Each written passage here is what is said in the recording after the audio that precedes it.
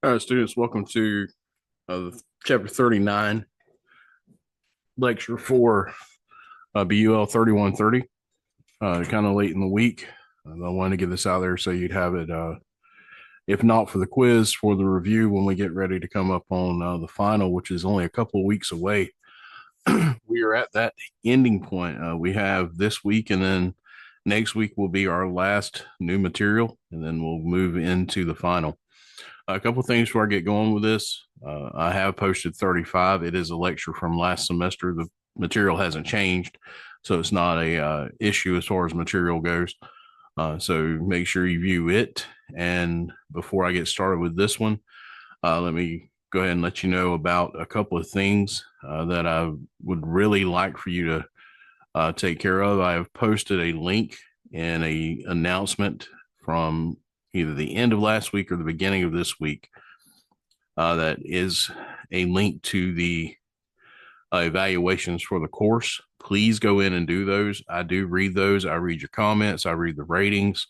I pay close attention to those, and I make adjustments based upon what you're saying that you need in the class. So whatever you put in there now will help me, and it'll help the students going forward that take this class. So please go in and do those. It'll be great help for me.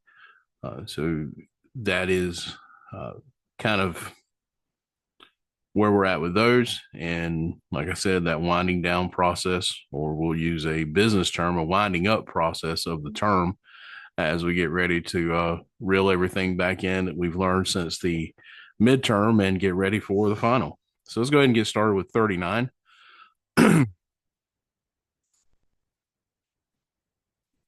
With chapter 39, we have intellectual property is what we're looking at.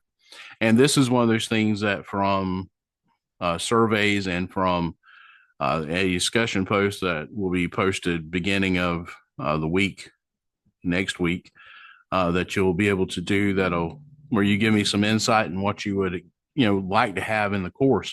Well, this is one of those things that over the last couple of semesters students have been asking for is a section on intellectual property, and your book actually has that. Chapter 39 deals with intellectual property and what goes into it. So I wanted to add it into this semester, and give me some comments on this when you do the surveys or when you do the discussion posts that we get ready for. Give me some comments on what could be added to this, what may be interesting to you, because I know this this is a big thing, especially with the with AI and a lot of other things that are out there. Protecting what you create is real important to a lot of people. So no matter what you're doing, business world, personal world, things you create, if you're an artist or anything like that, your ability to protect it and make sure that it's yours is very important. Now, this goes, pretty deep into the corporate side of it, the business world side of intellectual property. But intellectual property can be anything that is created by a person. They have it's economically significant type of intangible personal property. Remember, intangible and tangible to make sure that those are clear. Tangible is something you can hold. You can hold a laptop. You can hold a comb. You can hold a drinking bottle. Those things are tangible. Intangible is something you can't actually put your hands on, but it is something that is owned. So intangible personal property is something that is owned by you that you may not be able to actually put your hands on.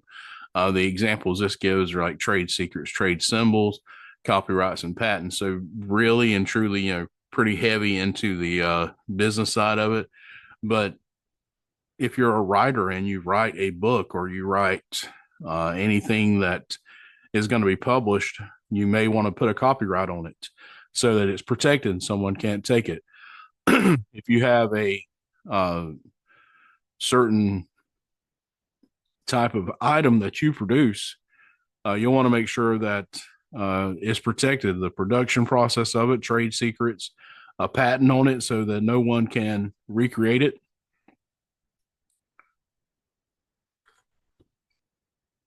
I apologize for my I apologize for my voice a little bit here. It's trying to go on me. I was working in the yard yesterday, so I think just a little bit, a lot of outside and breathing in a lot of outside pollen and stuff is kind of rough. Washing it off the car probably stirred it up pretty good. But when we think about what it goes into intellectual property and what the various pieces of it are, as we go through this, consider it for the business section, but also consider it for your own personal creations. I've had students in the past, and I'm sure there's some current students that have, you have a business or you have something that you create that you put out for consumption, and you want to make sure that your creation is protected. So that's where the intellectual property comes from. Trade secrets for the purpose of this can include customers list or contracts of various types. Those things are protected. Formulas, processes, of course, and production methods that a business uses to succeed that they would only use, and protecting that information is vital to their business being successful. If they couldn't protect it and others could use it, well, they could lose whatever niche in the business they have, and it could be a problem for them to lose out on what they're doing. That's the reason that a lot of corporations will protect just the way they produce something. They may produce an item that's very similar to another item. You see it in the pharmaceutical industry where you have drugs that treat the same thing produced by different corporations, but it's all, a trade secret. The exact process of that is protected. They file that, and it's not until later on when there's an allowance for generic versions of it to come out that those secrets begin to, be expanded. This is also how a lot of manufacturers of things like computers and chips and different items like that, they have a specific way they do stuff, something they do different than everyone else. That is a protected bit of information. So it's a method or something that they do that's protected in their business sense that keeps them successful. The owner of a trade secret, they can obtain damages or injunction if someone was to misappropriate that secret. In other words, they get a hold of it and they use it in some way that it shouldn't. Whether that's an employee or a competitor, they can, file a suit against them to try to get that compensation for the misuse of their information and their production secrets. Trade symbols are the things that we see. So we may not see what goes into the trade secrets, but trade symbols, we do see those. So those are things like a trademark. Most companies have a trademark. For Walmart, the yellow asterisk or star with inside that blue field is their trademark. And Target, very similar. They have the red and white Target, the red circles on the white field. That is a specific trademark for them. They can, if someone else uses it in some way that they don't approve, they can then sue them for use of their trademark. That's a very distinctive symbol to them, and a lot of businesses have it. Windows has the four squares and various shapes that are all the same color, even through all the different iterations of Windows. That hasn't changed other than just a little bit of stylization, or as graphics have improved and they can make it different, they did. So that's one of their trademark symbols that they use. So those are very important. Those, if you see those, you know, okay, that's Walmart or that's Target, or that's Windows. So when you see those type of trademarks, that's the reason those are protected, and why we would want to protect the trademark when we create one, so that no one else could, put out a product or put out a service or whatever and put a symbol. So so close to ours and so similar to ours that consumers will be confused and purchase that one thinking they're purchasing our product, and that product be of a lesser quality, and our reputation take a hit when it was never actually ours. So if we can protect our trademark and closely monitor how that's being used, and if someone is using something similar, we can protect not only our business but protect our reputation at the same time. There are certain service marks that may be a distinctive symbol again, or a word or design that's used to identify provider services when they do certain services. Certification marks or symbols or words, once again, uh, that are used with goods and services to certify specific characteristics. There are certain seals that corporations will use that is their seal that shows it's been inspected, it's been approved, and that it has their seal of approval from their corporation. Collective marks to indicate membership in an organization. Some of those, a lot of organizations have use different symbols on business cards or membership cards. No matter if that's a physical or a digital version of it, there's a certain symbol that, if you do not see that symbol, it wouldn't be it. One of those, one thing that kind of fits in all these is sporting professional sports leagues. MLB has the batter holding the bat with the ball in it.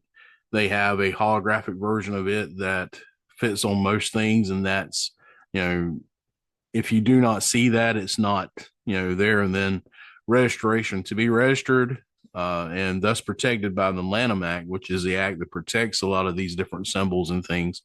A mark has to be distinctive, not immoral, deceptive, or scandalous. So it has to be a distinctive mark, and that is the big thing with all of these, is that there has to be some distinction from what's been done previously. If you want to see how confusing and hard that can be sometimes, just play around with trademark building or logo building and create a logo, just something you want to create. And because we've seen so many of those, we have a tendency to pull in from what was eye catching to us. And then once you create that logo, put it on use a service that will check it against other trademarks and see how quick you'll get, a notification like this infringes on this, or this could be too close to that. It's real easy to do that. So you have to be careful when you're creating your logo, your trademark, and you're getting, your product ready to go, that you're being distinctive in what you're doing. All right. So when you get ready to register your trademark or your service mark, whatever, it needs to be so distinctive that it doesn't resemble any other one in a way that could be construed as copying it or infringing upon their trademark right. Infringement is what happens when someone, a person, or an organization, without prior authorization, they use a substantially indistinguishable. Okay, now let's keep that in mind. The term substantially indistinguishable. Oh, went too many.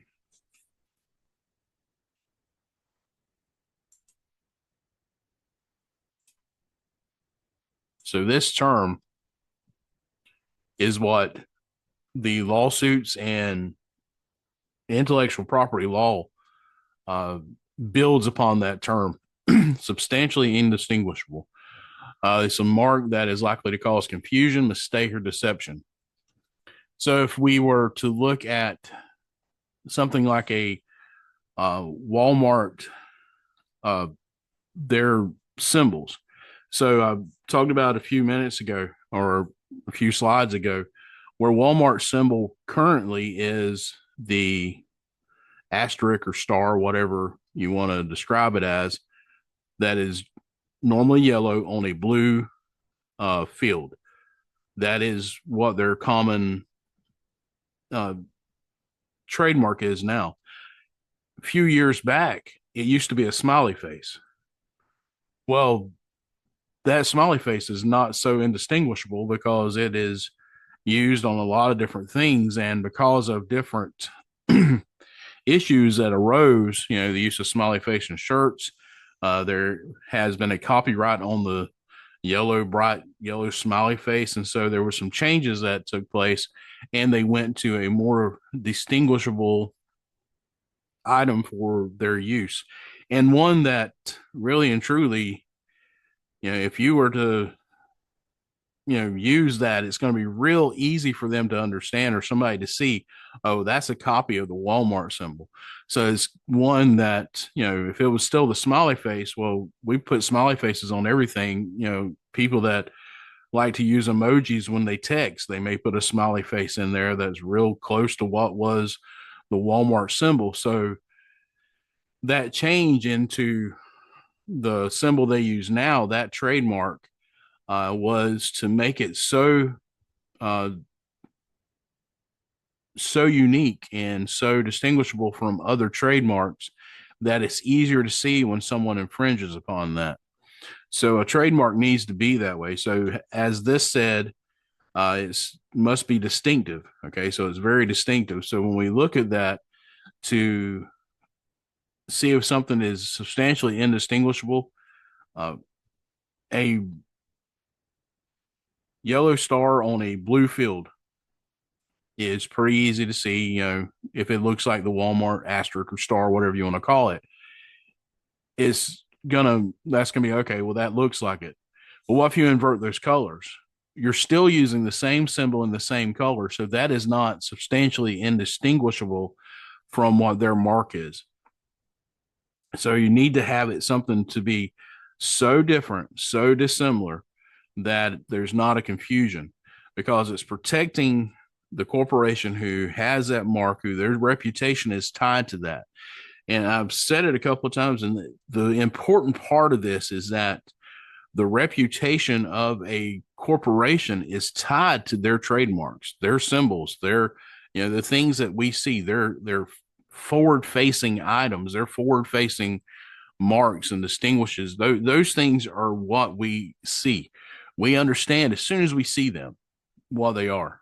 It's if I was to just show you a screen of trademarks and symbols like that and ask you to pick them out, most people, if you put 10 on a screen, can pick out at least 8 to 9 of those real quick. There's not a lot of thinking about it. Oh, that's Walmart, that's Target, that's Windows, that's Apple. The Apple with the little bite taken out of it. Everyone knows what that is.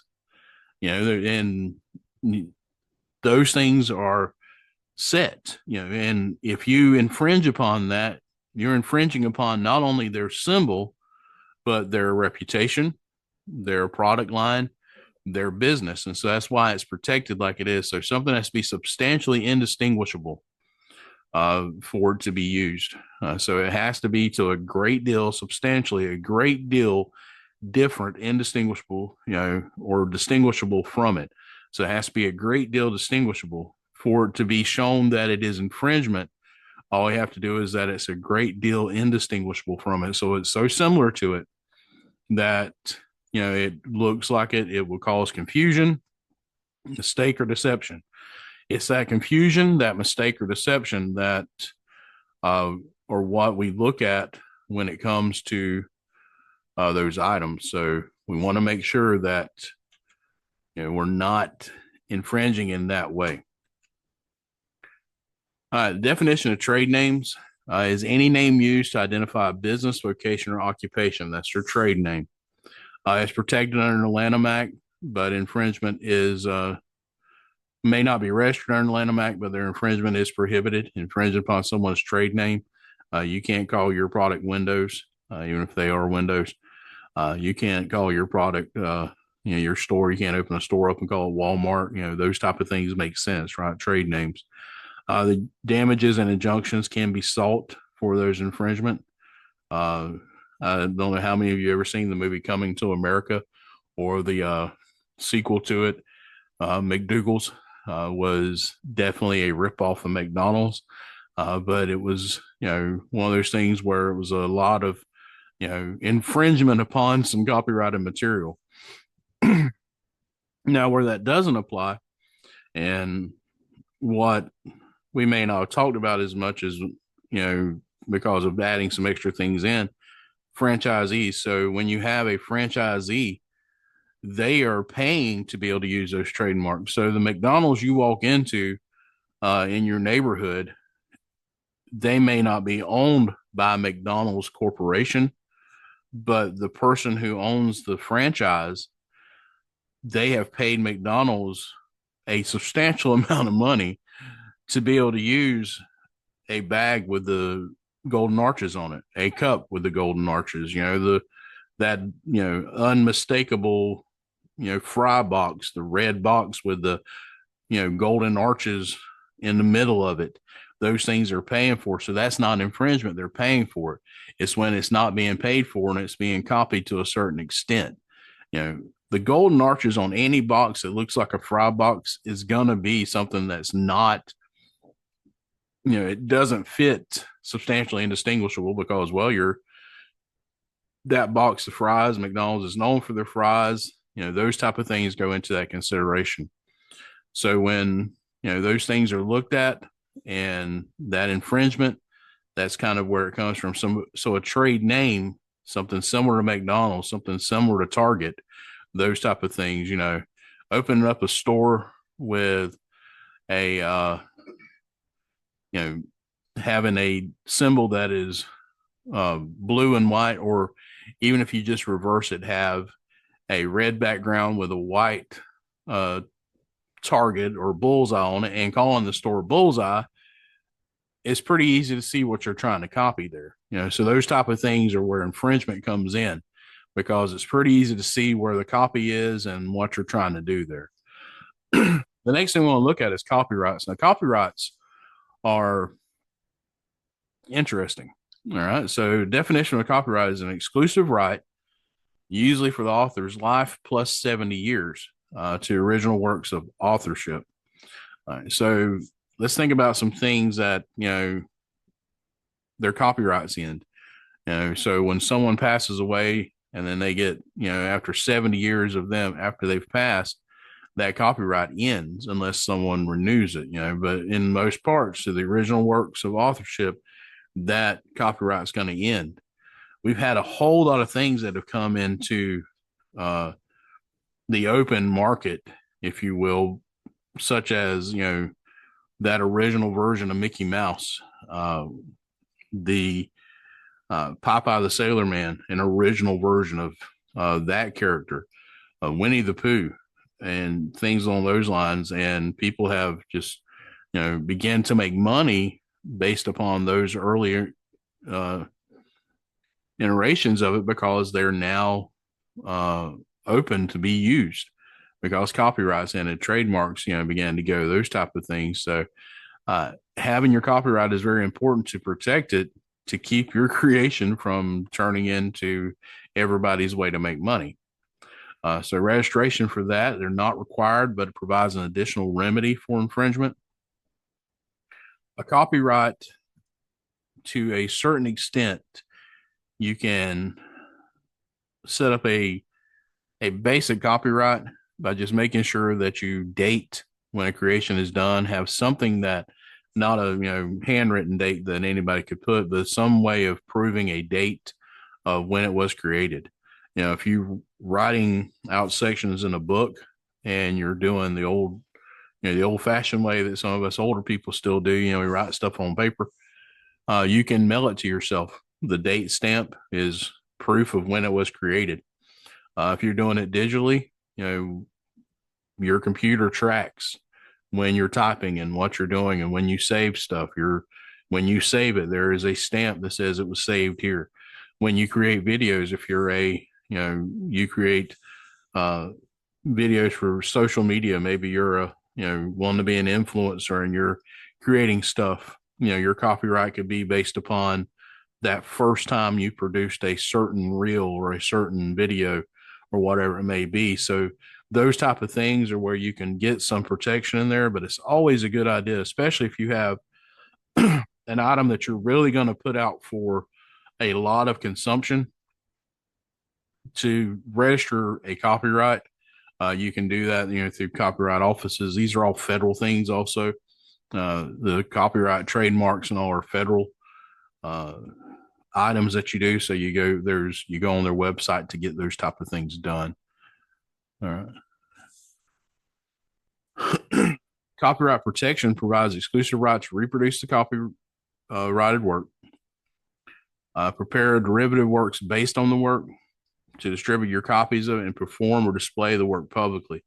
That's your protections under copyright. Now, you can give those rights to someone when you purchase for anyone who does any type of production of music or videos, especially short videos like reels and things along those lines, shorts on YouTube, those type of things. You can purchase a license at different levels for the music you may use for it. So not to put a plug in for anybody in specific, but there is a software company called Magix.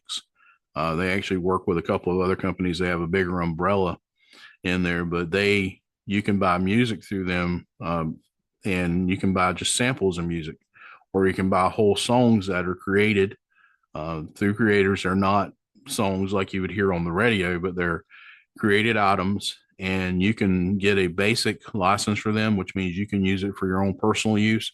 You can step up and get one that means it can be used for educational purposes. Then you can go to one where you can get a commercial license. And what you're doing is paying for different levels of their copyright. So they're allowing you, to use their copywritten things just for your use, similar to what we do with books. When we get a book and we quote it, the way we're able to use it is because we're quoting where it came from. When I'm kind of a stickler for that APA, as most of you have learned throughout the time we've been doing case studies, what you're doing is meeting the copyright rules for using that book and putting it in your own work. You have to quote it. We know that it's plagiarism if you do not, but also that copyright is meant to protect against plagiarism that's on those books. And so when you're putting that in, you're giving the credit to who created it, but you're also making sure that you're not using a copyrighted piece of material and presenting it as your own. That's why it's important to note where you get your information from when you're using information that comes out of another source. Ownership of a copyright is the author of the copyrighted work will be the owner in most cases. And that ownership can be transferred in whole or part. That's selling a license to it or giving the full ownership of the copyright. Infringements when you use someone's copyrighted material without their authorization. The copyright for most textbooks allows for the use for educational purposes, as long as you are giving credit where it needs to be for those purposes.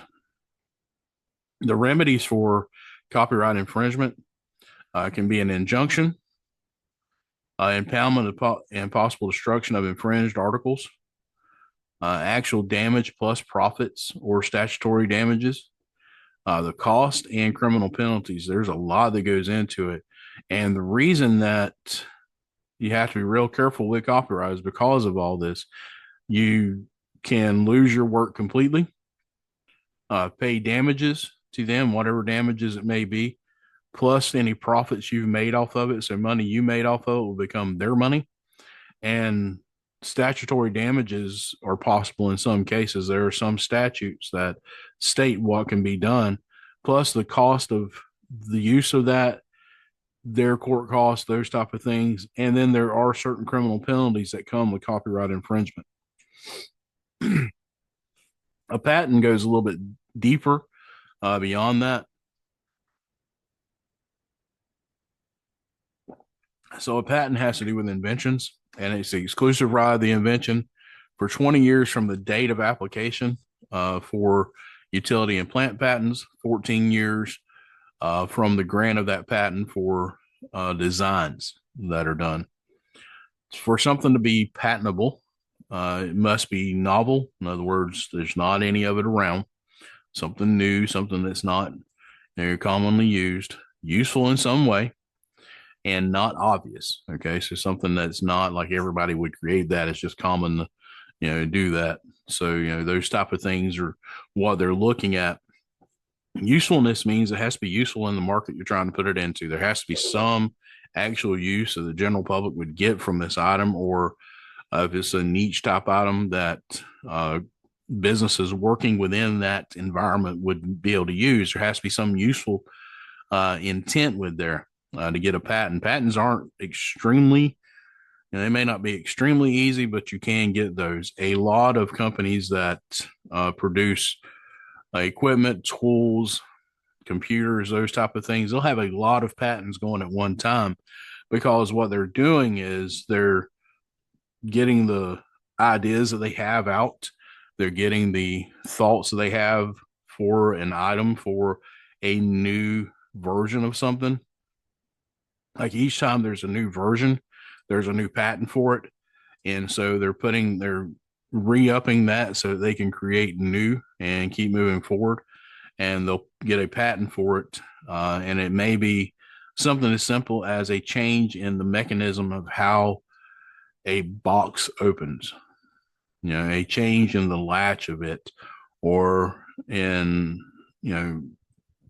the way that a cup is sealed, a change in how that's done. A new patent would come out, this is an improvement upon it. So they're getting a new patent for it. Patents are issued upon application and after the examination of the U.S. Patent and Trademark Office. The examination is looking to make sure it's novel, useful, and not obvious.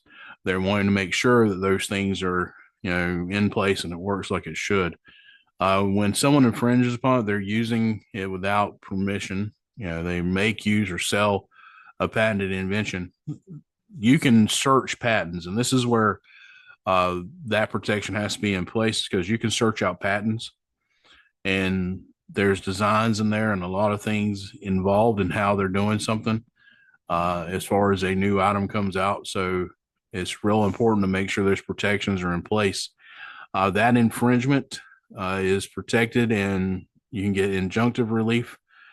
Once again, damages, treble damages where appropriate, attorney's fees, and cost of whatever it costs them to go to court outside of those attorney fees. So you'll end up paying a lot of money when you infringe upon someone's patent, because attorney fees are not cheap, y'all. All right, so intellectual property in a table. So what's protected under trade secrets and trade symbols and copyrights and patents? Let's look at copyrights. We'll spend a little bit of time with that one. Your work of authorship is what you're protecting. So you're protecting your authorship when you get a copyright. You're protected against any reproduction of it, any type of derivative work for it, any distribute, performance, or display of it. You're allowed to do it, and only those that you give that license to, or that allowance under copyright to, do those things. The duration is the author's life plus 70 years, so a good long amount of time in there, especially if you're a younger person and you get a copyright at a younger age. It's going to be protected for quite an amount of time.